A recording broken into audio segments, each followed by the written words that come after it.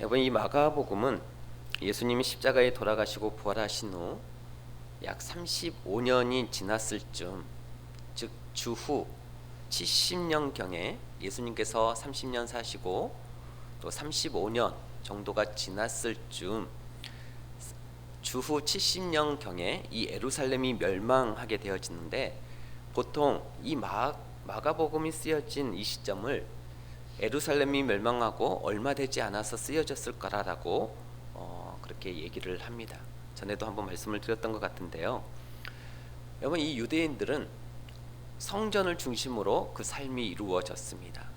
그래서 주후 70년경 예루살렘이 멸망하면서 예루살렘의 성도 불타버렸던 것이죠. 이 유대인들에게 있어서 이때 삶의 기반이요, 터전이요, 그렇게 생각했던 이 성전이 불타버렸으니 이스라엘 백성들은 망연자실하였던 것이죠. 우리가 먼저 이 성전의 유래를 살펴보면 제1성전은 BC 957년경 솔로몬이 세운 솔로몬 성전입니다. 이스라엘과 남유다가 또 그 이후에 바벨론에 의해서 멸망한 이후에 BC 587년경 바벨론의 느부갓네살 2세에 의해 파괴가 되어집니다. 이후에 포로로 잡혀갔던 유대인들이 이 바벨론의 포로 상태에서 귀환하여 우리가 보시는 사진과 같이 수룹바벨의 주의로 파괴된 이 솔로몬 성전을 재건축한 것이 수룹바벨 성전입니다.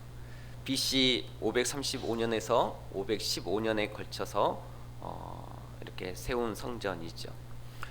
솔로몬 성전에 비해서 너무 초라했지만 포로에서 귀환한 이스라엘 백성들의 이 믿음 생활에 중심 역할을 하기에 충분하였고, 또 디아스포라 유대인들의 마음을 하나로 묶는데도 크게 기여하였습니다.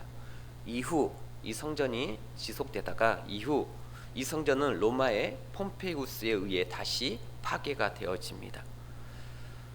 이 제3성전은 그 이후에 또 유다 왕 헤롯이 주후 예수님이 태어난 이후 주후 20년에서 67년 사이에 이 폐허가 된 수룹바벨 성전 터 위에 세운 게 이 헤롯 성전이죠.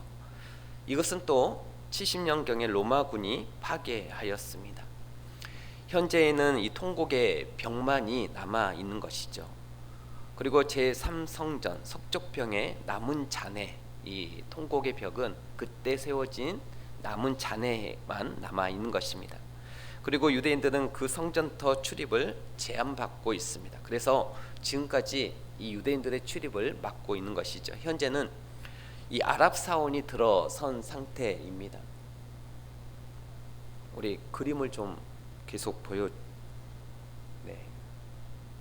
지금 이 아랍 사원이 들어선 상태이죠. 그리하여서 이슬람의 후예들이 그곳을 목숨같이 지키고 있는 상황이고요. 이제 앞으로 이 유대인들이 그곳을 탈환하여서 제4성전을 지으려고 모든 계획을 다 세웠다는 얘기가 심심찮게 들려오고 있습니다. 자, 다시 상황으로 돌아와서 당시 로마에 이 엄청난 화재가 발생하여 로마 전 도시를 휩쓸고 있었습니다. 화재가 다 진화되어져 갈 무렵 로마시의 14구역 중 3구역은 완전히 잿더미로 변하여 버렸던 것이죠. 나머지 7구역 역시 심각한 타격을 입게 되었습니다. 그런데 전 도시가 다 잿더미가 된 거죠. 이게 역사에 실제 있었던 그런 사건이지 않겠습니까? 화재가 가라앉은 지 얼마 되지 않아 로마 시가지에는 온갖 이 악성 풍문이 쏟아지기 시작했습니다.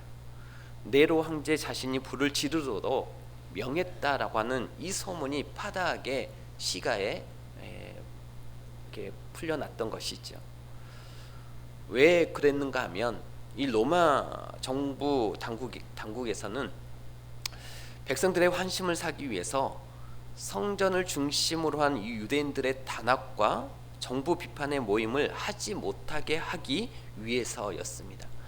유대인들이 너무나 똘똘 뭉쳐 있기 때문에 정부 당국에서는 이들이 모이면 자꾸 로마에 대해서 비판을 하고 잘못됐다는 얘기를 하기에 이 정부 당국은 이 소문을 이런 유대인들의 모임을 잠재우기 위해서 네로 황제가 일부러 불을 질렀다라고 하는 이 소문이 파다하게 일어나기 시작했던 것이 있죠.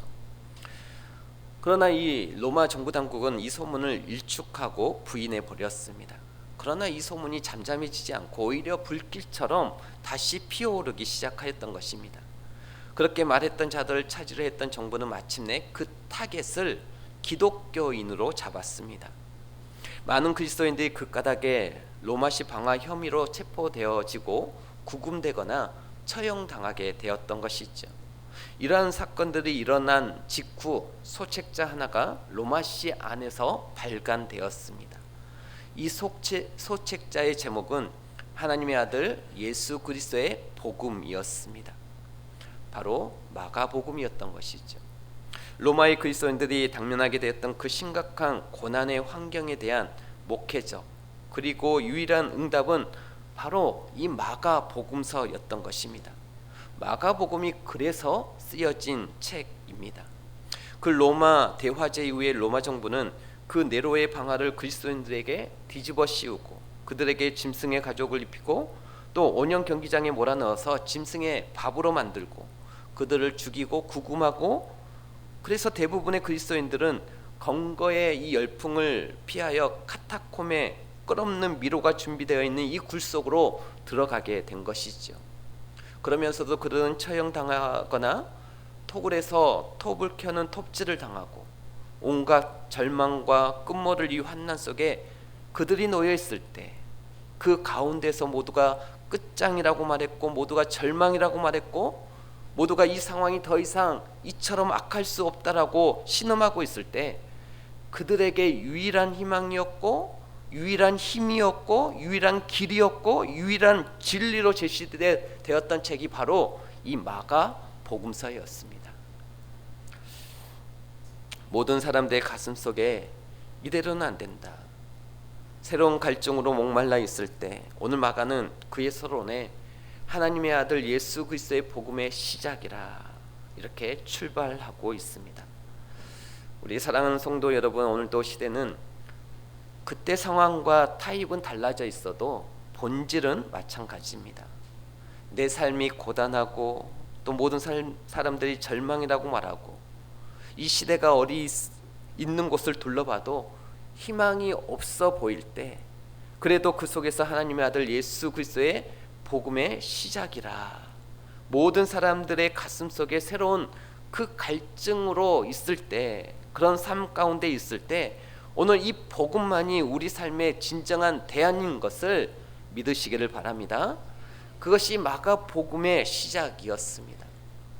희망이 없고 삶의 기대가 없고 힘이 없어 낙심 가운데 있을 때 오직 이 복음만이 우리의 삶의 유일한 길이다. 저는 이 시대에 분명 우리에게 필요한 말씀이라고 믿습니다.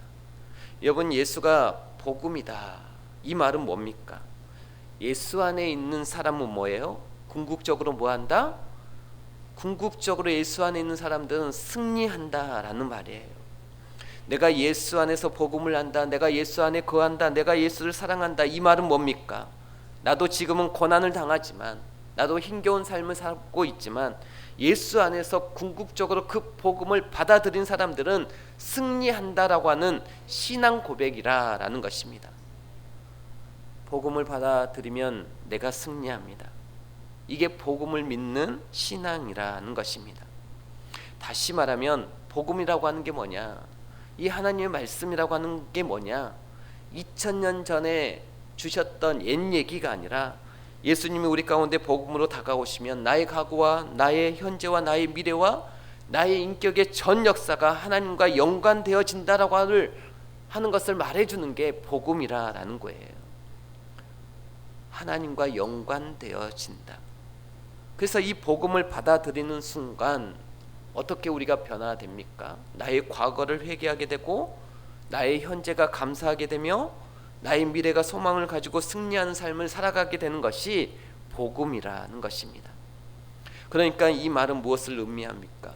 내가 복음을 받아들이는 순간 나의 인생의 모든 삶이 의미 있는 인생이 된다라고 하는 것을 의미하고 있습니다. 하나님이 내 안에 들어오면 내 인생이 이제는 의미 있는 인생이 되기 시작해요. 하나님이 내 안에 들어오면 나의 그 잘못된 추악한 그 죄의 모습들이 드러나게 되고, 또 그 모습을 하나님 앞에 고백하게 되었을 때 하나님이 나를 용서하실 뿐만 아니라 지금도 나와 함께 하실 뿐만 아니라 나의 미래까지 함께 계시는 분, 이것을 아는 게 뭐냐? 죄인을 구원하러 이 땅에 오신 하나님을 만난 사건이라는 것입니다. 그러면서 오늘 바로 그 마가가 이 책 첫머리에 소개하고자 했던 인물이 누구입니까? 세례 요한입니다. 여러분, 이 세례 요한은 예수님보다 6개월 먼저 태어났던 사람입니다. 여러분, 왕이 어딘가를 갈 때 반드시 그 길을 왕보다 먼저 가서 준비해 놓는 자들이 있습니다.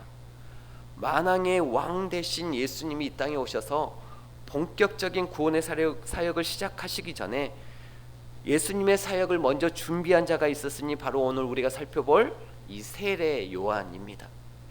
그래서 이 마가복음서에도 세례 요한에 대한 기사가 예수님에 대한 기사보다 먼저 소개되어지고 있습니다.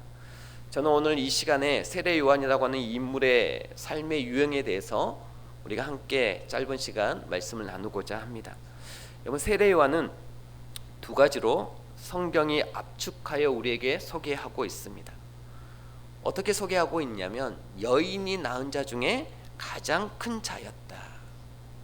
여러분, 칭찬을 해도요, 이 정도 칭찬은 해야죠. 여인이 낳은 자 중에서 가장 큰 자였다. 또 이 세례 요한을 가리켜서 사람들은 이렇게 얘기했습니다. 예수 그리스도보다 먼저 오셔서 그의 길을, 그의 첩경을 준비한 사람. 그래서 예수님보다 먼저 사역을 시작하며 주님의 길을 준비했던 자였습니다. 예수님이 이 땅에 다시 오시기 위해서 우리 또한 그 길을 예비하는 이 시대에 세례 요한이 필요한데, 우리가 그런 세례 요한이 되어지시기를 주의 이름으로 축복합니다. 그래서 하나님은 바로 저와 여러분들을 이 시대의 세례 요한으로 부르셨음을 우리가 늘 인식해야 합니다. 그렇게 믿어야 합니다. 우리는 오늘 이 세례 요한을 통해서 세 가지 차원에서 세례 요한의 삶의 모습 속에 오늘 우리가 살아가는 이 삶의 해답을 찾고자 합니다. 첫째, 그는 자기의 소명이 무엇인지를 분명히 알고 있었던 사람입니다. 내가 왜 사는지, 내가 왜 살아가야 하는지에 대해서 분명히 인생의 목적을 분명히 알고 있었던 사람입니다. 그 세례 요한이 자기가 살아야 했던 목적과 인생의 의미를 뭘로 두었습니까? 그는 복음에 두었습니다. 나는 복음을 전하기 위해서 이 땅에 존재한다. 여러분, 내가 인생의 목적에 대해서 그 목적을 아는 것만큼 행복과 불행이 갈라지는 가는 자는 없다라고 생각합니다. 세상에서 가장 행복하고 멋있는 사람은 돈이 많거나 사회적 지위가 높은 사람이 아닙니다. 세례 요한처럼 하나님이 자신에게 주신 사명이 무엇인지를 분명히 알고 있는 사람이 진정 행복한 사람인 줄 믿으시기를 바랍니다. 내가 이 땅에 왜 태어났으며 오늘도 내가 무엇을 위해 살아가야 될지를 분명히 알고 있는 사람, 바로 세례 요한과 같은 사람이 진정한 행복한 사람인 것입니다. 하나님의 자녀된 우리의 사명이 무엇일까요? 우리의 삶의 목적이 무엇일까요? 하나님께서 왜 우리를 주의 자녀 삼으셨고 왜 우리를 이 땅에, 이 세상에 보내셨을까요? 그것은 세례 요한처럼 하나님의 자녀인 우리도 다시 오실 주님의 길을 준비해야 하기 때문임을 믿으시기를 바랍니다. 예수님을 알고 믿는 하나님의 자녀라면 초림의 예수님이 아닌 다시 오실 재림의 예수님이 오실 그 길을 우리가 미리 준비해야 합니다. 우리는 그렇게 준비되어져야 합니다. 믿음으로 바뀌어져야 합니다. 19세기 유명한 정치가요, 또한 행정가요, 철학자였던 찰스 아담스라는 분이 일기를 씁니다. 어느 날 일기를 쓰는데요, 일기의 내용이 이렇습니다. 오늘 아들과 낚시터에 낚시를 하러 갔다. 무의미한 하루가 흘렀고 나는 오후 내내 시간을 낭비하게 되었다. 그 아버지와 같이 갔던 이 아들 역시 일기를 썼습니다. 낚시를 갔던 이 아들의 일기는 이렇습니다. 오늘은 내 인생의 최고의 날이었다. 아빠와 낚시를 갔기 때문이다.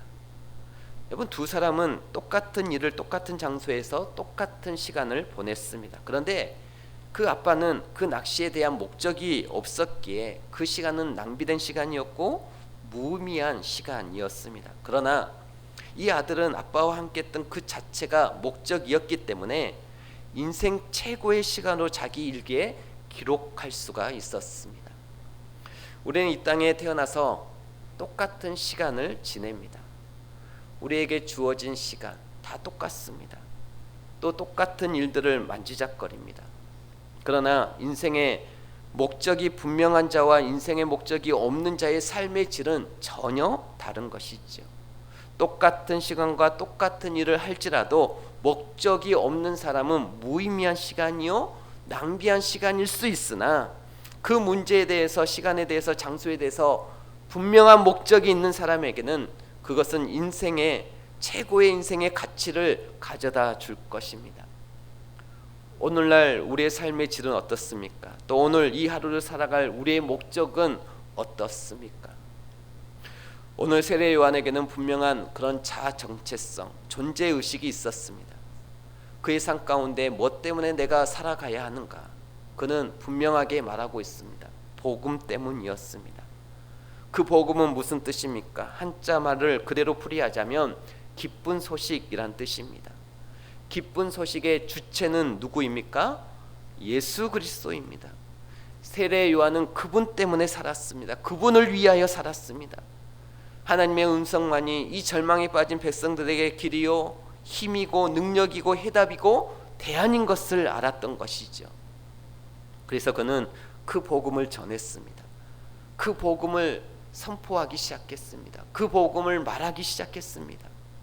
세례 요한은 사람들이 하나님의 아들이신 예수님을 믿고 구원을 받도록 그 전에 회개시키는 사역과 예수님을 증거하는 사역을 하기 시작했습니다. 이것이 바로 주님의 길을 준비하는 사역이었고 세례 요한은 그것이 바로 하나님이 자신에게 주신 사명임을 분명히 알고 있었던 것이죠. 그것이 세례 요한이 살았던 삶의 존재 이유요 목적이었습니다. 여러분, 우리에게도 살아가는 이 삶, 지금부터라도 우리의 삶의 목적을 분명히 해야 하고 삶의 존재 이유를 우리가 분명히 세워야 될 줄 믿습니다. 두 번째로 세례 요한은 바로 그 삶을 위해서 자기의 삶을 바꿀 줄 알았습니다. 자기의 삶을 그 목적을 위해서 바꿀 줄 알았던 것이죠. 그는 성경에 소개하기를 아주 독특하게 그의 삶의 모습을 아주 구체적으로 소개하는 현장을 만날 수가 있습니다. 6절을 보십시오. 6절을 보시면 요한은 약대 털옷을 입고, 여러분 우리가 약대 털옷을 입었다 이러니까 야 모피 입었다, 모피. 여러분 그런 개념의 모피가 아니에요. 그때는 가장 값이 나가는 옷이 염색한 그리고 모직으로 된 이 옷을 입는 그런 옷들이 당시에는 좋은 옷이었습니다. 여기서 말하는 약대 털옷이라고 하는 것은 서민들이 가장 손쉽게 접할 수 있는 옷의 종류를 말합니다. 오늘날 같이 부유한 사람들이 걸치는 몇백만 원짜리 그런 모피 코트 그런 개념이 아닌 것이죠. 가장 서민들이 입는 옷, 동물들을 잡아서 그 털옷을 가지고 지어 입었던 옷. 또 두 번째로 뭐라 했어요? 두 번째는 허리에 가죽띠를 띄었다 그랬어요. 이야, 띠도 가죽띠네? 그런 가죽을 말하는 것이 아닙니다. 여러분 이런 예를 들으면 이해가 쉬울 것이라고 생각합니다. 여자들이 이렇게 머리띠를 해요. 머리띠의 기능이 뭡니까? 이 흐트러진 머리를 한 곳에 단정히 모아주는 기능을 합니다. 머리띠의 원래 기능은 그거예요. 그런데 요즘의 머리띠의 기능은 바로 그 기능의 차원을 넘어서서 액세서리로 발전을 했습니다. 그래서 거기에 꽃도 달고 보석도 달고 축구 선수도 머리띠를 하고 그렇게 축구를 하고 이러는 세상이 되었습니다. 그뿐만 아니라 요즘 일반 보통 남자들도 머리띠를 하고 다니는 남자들이 꽤 많이 있습니다. 참 처음에는 희귀하게 보이더니 요즘은 자연스럽게 보여집니다. 뭐 저럴 수도 있겠다 그런 생각이 들어요. 그래, 여기서 말하는 이 허리띠라고 하는 것은 당시 사람들의 신분을 말해주는 겁니다. 그래서 그 사람들은 그 허리띠를 보고 그 허리띠에 보석이 얼마나 달려 있느냐에 따라서 그 사람의 부유한 정도가 판가름이 나고 그 사람의 사회 신분이 거기서 판가름이 납니다. 그게 허리띠였습니다. 그런데 이 사람은 그냥 가죽띠예요. 가죽띠. 아무것도 장식되어 있지 않는, 아무것도 치장되어져 있지 않는 그냥 자연 가죽띠입니다. 그냥 끈으로 묶는 그런 가죽띠를 말하고 있습니다. 그 다음에 뭘 말합니까? 메뚜기를 먹었다라고 얘기하고 있습니다.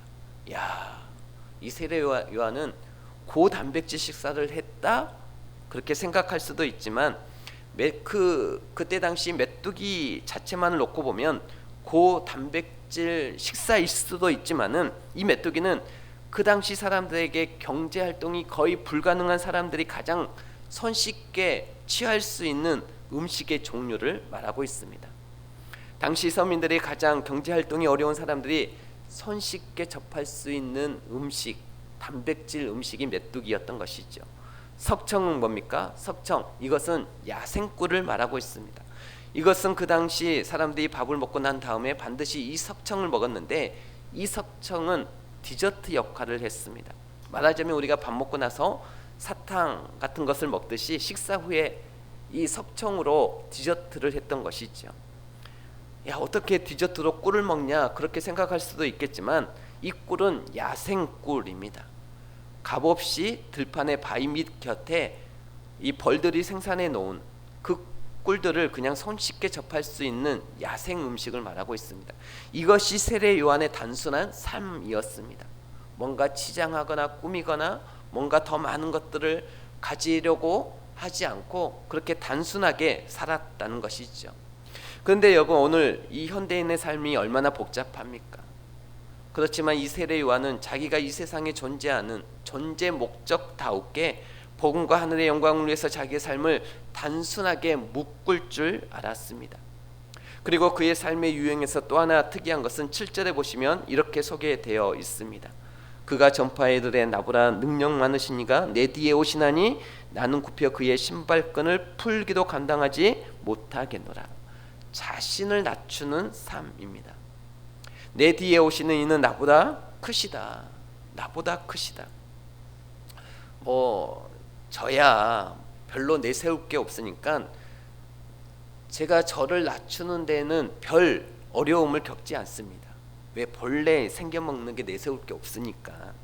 제가 나를 낮추는데 겸손하게 하는데 별 어려움이 없어요. 그러나 워낙 등계 많고 능하고 탁월한 사람은 자기를 낮추는 게 힘들 거예요.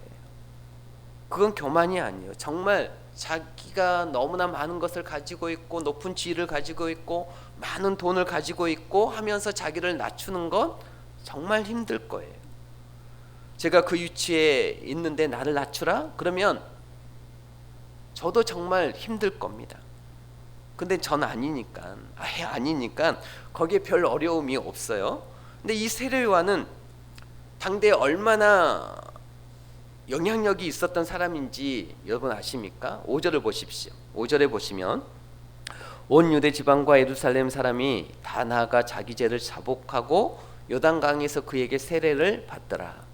그러면 이 예루살렘의 시민들이 다 그의 설교를 듣기 위해서, 그의 소리를 듣기 위해서 요단 강가로 나아가 죄를 자복하고 요단 강가에서 요한에게, 이 세례 요한에게 세례를 받았다라고 되어 있습니다. 이 세례 요한이 요즘 말로 말하면 뜬 사람이에요. 뜬 사람. 마치 한때 이름을 날리고 유명했던 이 조용기 목사님처럼, 아니 그보다 더 유명한 사람이었습니다. 이처럼 많은 사람들이 세례 요한을 찾았을 때, 많은 사람들이 이 세례 요한을 주목했을 때, 세례 요한은 바로 그때 예수님만을 증거했고 자신을 철저하게 낮추며 예수님만을 높였던 것이죠. 세례 요한은 내 뒤에 오시는 이는 나보다 크시니 나는 그분의 신발끈을 풀기도 감당할 수 없는 존재다. 자기를 낮췄어요. 왜요? 예수 그리스도가 누구인지 분명 알았기 때문입니다. 이렇듯 세례 요한은 자신이 누구이며 예수님이 누구인지 정확하게 알고 있었습니다.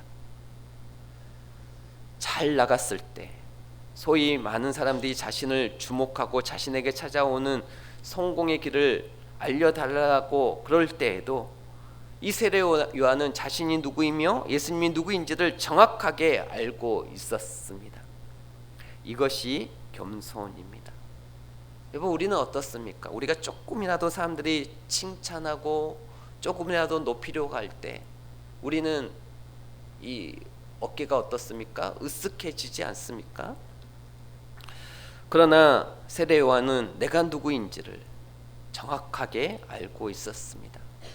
여러분, 내가 누구인지를 주 안에서 정확하게 알 때 사람은 반짝하는 인기와 세상적인 성공 앞에서도 겸손할 수 있고, 그 겸손이 있을 때 주의 길을 준비하는 자로 귀하게 쓰임 받을 수 있다는 것입니다. 여러분, 자기를 낮추는 자에게 하나님이 쓰시는 역사가 일어나는 것입니다. 우리가 주의 길을 준비하는데 쓰임 받기 위해서 그래서 겸손함이 있어야 합니다. 여러분, 2차 세계대전 때 공산 치하에서 또는 그 나치 치하에서 지독스럽게 환난과 핍박과 고난을 겪었던 할머니 코리덴분 여사가 있습니다. 여러분, 한 번쯤은 다 들어보셨을 것입니다. 그 할머니가 전쟁이 끝난 다음에 그 고난 속에서 함께 하셨던 하나님의 은혜를 전 세계를 다니면서 간증을 하게 되어집니다. 그런데 초청하는 그 초청자 측에서 하나의 공통적인 부담이 있었어요. 뭐냐면 대체 이 할머니가 가는 곳마다 구름대 같은 인파가 몰려오는데 도대체 이 할머니의 표정은 전혀 웃음이 없었던 거예요. 즐거운 기색이 없었어요. 한날은 초청자 측에서 묻습니다. 하나님, 이렇게 많은 사람들이 할머니의 말씀을 듣기 위해서 이렇게 오시는데 기쁘지 않으세요? 할머니의 간증을 듣기 위해서 이렇게 많은 사람들이 몰려오는데 즐겁지 않으세요? 그러자 이 할머니가 아주 유명한 한마디를 남깁니다. 그 한마디를 우리는 같이 따라해야 합니다. 우리 따라서 하십시다. 나귀가 착각하면 쓰겠나. 다시요. 나귀가 착각하면 쓰겠나. 안 따라 하시는 분들은 왜 그러시는지 모르겠지만 다시 한번 해볼까요? 나귀가 착각하면 쓰겠나. 예, 할머니가 하시는 말씀이 예수님이 예루살렘에 입성하실 때 뭘 타고 갔습니까? 나귀를 타고 가셨어요. 사람들이 옷을 벗어 길에다 다 펴놓고 나뭇가지를 뽑아서 이 나뭇가지를 잘라서 호산나 호산나 다윗의 자손이여 우리를 구원하실 이가 입성한다라고 하면서 한호를 지르면서 우리를 구원하소서 우리를 구원하소서. 예수님 보고 한호하는 걸 나귀가 저보고 박수치고 저를 환영하는 줄 알고 히만 그러면서 이렇게 하면 그게 얼마나 꼴불견이겠습니까? 우리가 그래서는 안 된다라는 거예요. 제가 존경하는 목사님이 계세요. 그 목사님이 쓰던 말을 제 마음속에 간직하고 있습니다.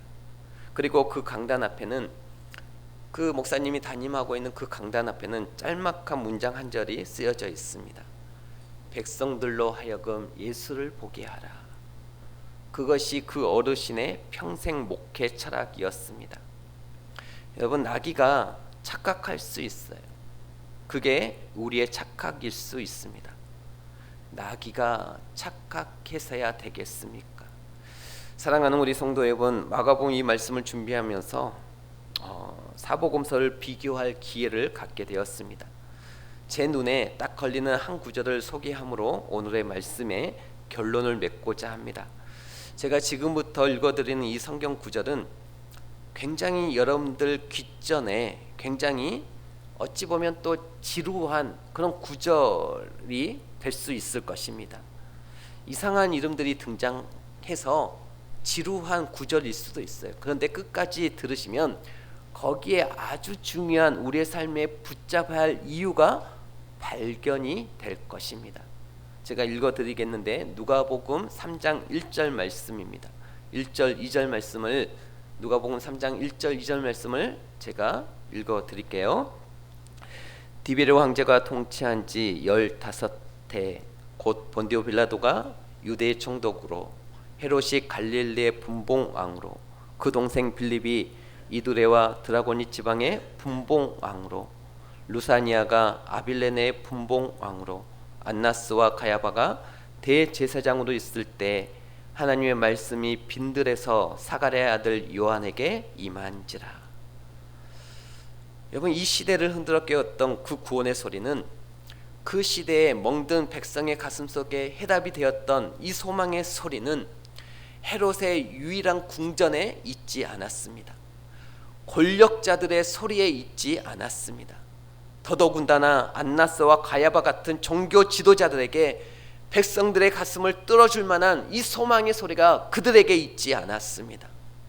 빈들에서 자기의 삶을 단순히 만들며 자기를 낮추고 그 시대의 소명을 위해서 준비하던 이 세례 요한에게 하나님의 말씀이 임했던 것이지요. 오늘 하나님이 어떤 자를 쓰십니까? 어떤 공동체를 쓰셨습니까? 세상은 그 당시에도 이렇게 소리를 외쳤습니다. 나사렛에서 무슨 선한 것이 나올 수 있겠느냐. 그것이 세상 사람들의 편견이었고 세상 사람들의 판단이었습니다. 그러나 하나님의 역사는 언제나 변방을 중심으로 만들어간 역사입니다. 여러분, 우리가 그러잖아요. 나 같은 게 그런 말들을 자주 하시잖아요. 아닙니다. 사랑하는 성도 여러분, 저는 여러분들 평생 5년을 살다가 하나님 앞에 가시건 50년을 살다가 하나님 앞에 서건 오늘 이 설교가 마지막으로 하나님 앞에 내가 선다 할지라도 우리에게는 소원이 있고 염원이 있다면 우리의 삶의 현장에서 사람들에게 굽시다는 것이 아니라 그리스도 앞에 늘 자신을 낮추고 겸손하게 살 때 내 전생의 통로가 하나님의 도구로 사용되는 하나님의 복음이 흘러내리는 그 복음이 나로 하여금 많은 사람들에게 흘러가서 그 사람들을 살게 만들고 사람들에게 소망을 주는 그런 인생으로서의 쓰임받는 빈들에 선 여러분들이 될 수 있기를, 그렇게 쓰임받을 수 있기를 주의 이름으로 축복합니다. 세례 요한은 자기가 누구인지를 알았고 예수 그리스도가 누구인지를 알았습니다. 그의 존재 이유와 그의 삶의 목적을 그래서 만들어 갔습니다. 여러분, 복음을 받아들이시고 복음에 대해서 분명한 믿음에 거하시기를 바라고 그 복음으로 인해서 우리의 인생이 달라지고 인생의 진정한 목적이 세워지는 저와 여러분들이 될 수 있기를 주의 이름으로 축복합니다.